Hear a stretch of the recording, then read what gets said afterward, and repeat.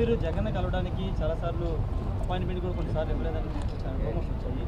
కానీ అక్కడ అధికారులు పూర్తి ధనంజయ రెడ్డి గారు వీళ్ళంతా కూడా కోటరీకి ఏర్పడి ఎమ్మెల్యేలు కలవనివ్వలేదు, మంత్రులు కూడా కలవనివ్వలేదని చాలామంది మాట్లాడారు. ఒకటే చెప్తా ఉన్నా, ఇప్పుడు జగన్మోహన్ రెడ్డి గారిని కలవటానికి నేనేమి వ్యాపారాల కోసం కలగలే. కేవలం ప్రజల యొక్క పరిస్థితులు చూసి వాళ్ళ అవసరాలు బట్టి మనం పోయి కలిసాము తప్ప దాన్ని కూడా వక్రీకరించి నిన్న ఒక సాయి ఉన్నాడు, సాయి అని ఒక జర్నలిస్ట్ యూట్యూబ్లో జగన్ గారిని కలిసి బ్లాక్మెయిల్ చేసి డబ్బులు అడుగుతా ఉన్నాడు.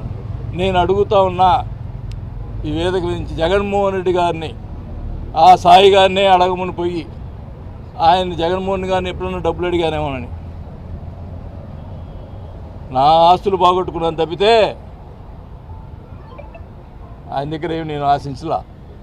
రాజకీయంగా నాకు అన్యాయం జరిగింది, సరే ఇవన్నీ ఇప్పుడు ఏదో బయటకు వచ్చి మాట్లాడటం కరెక్ట్ కాదు. వాళ్ళు ఏమైనా మాట్లాడితే అప్పుడు నేను స్పందిస్తా, ఏం జరిగినాయి కూడా అన్నీ చెప్తా.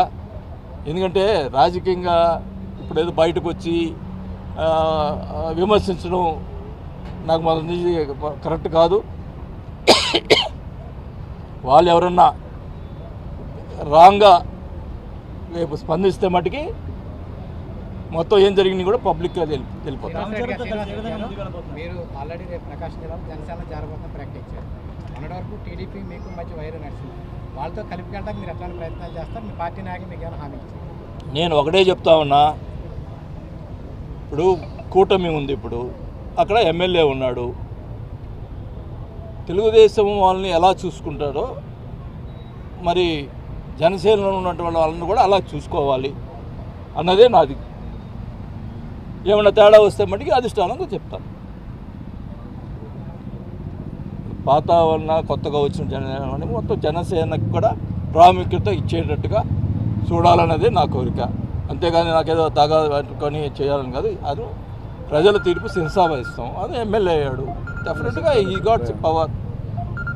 అట్లాగే జనసేనకు సంబంధించినటువంటి వాళ్ళని కూడా జాగ్రత్తగా చూసుకోవాల్సిన అవసరం మాకు ఉంది. నేను మటుకి మా జనసేన కార్యకర్త కోసం నేను పోరాడతాను.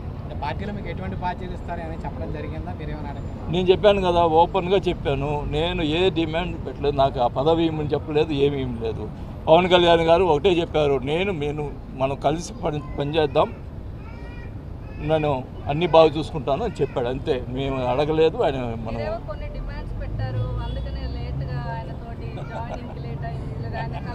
అమ్మా నేను ఒకటే చెప్తున్నానమ్మా, నా మనస్తత్వం ఒంగోలు ప్రజలు అడగండి.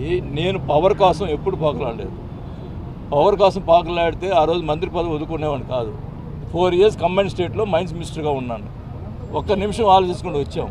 పవర్ కోసం ఎప్పుడూ ఆలోచించలేదు. ఇప్పుడు కూడా ఒక్క డిమాండ్ ఇప్పుడు అడగండి. ఏమన్నప్పుడు పార్టీలో ఉన్నటువంటి నాయకులు అక్కడ ఉన్నారు కదా, ఒక్క డిమాండ్ కూడా నేను అడగలేదు. ఒకటే మీరు చిన్న ఉదాహరణ చెప్తాను. ఇప్పుడు పవన్ కళ్యాణ్ కలవకుండా నేను రాజీనామా చేసి వచ్చాను. డిమాండ్ చేసేవాడిని అయితే రాజీనామా చేయకుండా వచ్చి మాట్లాడేవాడిని కదా. దానికి ఏం చేసిన దానికైనా నేను సిద్ధంగా వచ్చాను. నేను ఈరోజు రాజీనామా చేసి వచ్చాను.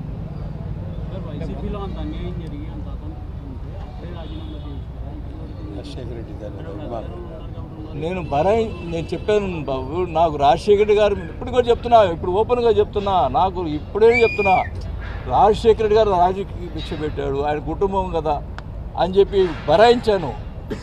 కొన్ని రోజులు ఏడ్చుకునే రోజులు ఉన్నాయి. నా కళ్ళ నీళ్లు కూడా ఇనిగిపోయినాయి. అదే పరిస్థితి అది. అయినా కూడా రాజశేఖర్ గారు గుర్తుకొచ్చేవాళ్ళు, మా ఫ్యామిలీకి అట్లా గుర్తుకొచ్చారు. కానీ ఈరోజు ఎన్ని రకాలుగా ఇంకా ఆయన మారలా. ఆ కోటరీతోనే నడుస్తూ ఉంది. మళ్ళీ అదే కోటరీ నడుపుతూ ఉన్నాడు. ఎక్కడ కూడా అందరూ చూస్తూనే ఉన్నారు, మరి ఏం మార్చలేదు. అదే సిస్టమ్, అదే కథ. నేను ఎప్పుడు కూడా అందరూ అనేవాళ్ళు, మేకపాటి రాజమౌళి వీళ్ళందరూ కూడా అనేవాళ్ళు, వాసు నువ్వు ఒక్కడివే ఆయనతో గట్టిగా మాట్లాడేవాడు అని. నేను అన్నీ కూడా ప్రజల్లో జరుగుతున్నటువంటి లోటుపాట్లు నేను అన్నీ కూడా చెప్పేవాడిని ఆయన. దానికని ఆయన నన్ను ఇదేంది ఇట నెగిటివ్గా చెప్తాడనే ఆలోచనలో ఉంది. ప్రజల్లో జరిగేది చెప్పడం కూడా ఆయన రుచించేది కాదు. అది నా పరిస్థితి. అందువల్ల ప్రకాశం జిల్లా నుంచి ఇంకా వైసీపీ నేతలు ఎవరన్నా మీతో పాటు వస్తున్నారా? ఇప్పుడు నేతలు అంటే ఇప్పుడు ఎమ్మెల్యేలు తీసుకుంటామంటే దానికి మాట్లాడేదానికి సిద్ధంగా ఉన్నాం. బట్ ఎమ్మెల్యేని రాజీనామా చేసి రావాలనే పరిస్థితి ఉన్నట్లుంది. మరి అది నాకు కరెక్ట్గా ఐడియా లేదు. ఒకవేళ ఏమన్నా అవసరం అయితే నేను తీసుకొచ్చేదానికి సిద్ధంగా ఉన్నాను. నాకు తెలియదు. రామచారి జనార్దన్ గారు ఇప్పుడు ఉదయ్ భాను గారు కూడా రేపు 22 చేరుతున్నారు.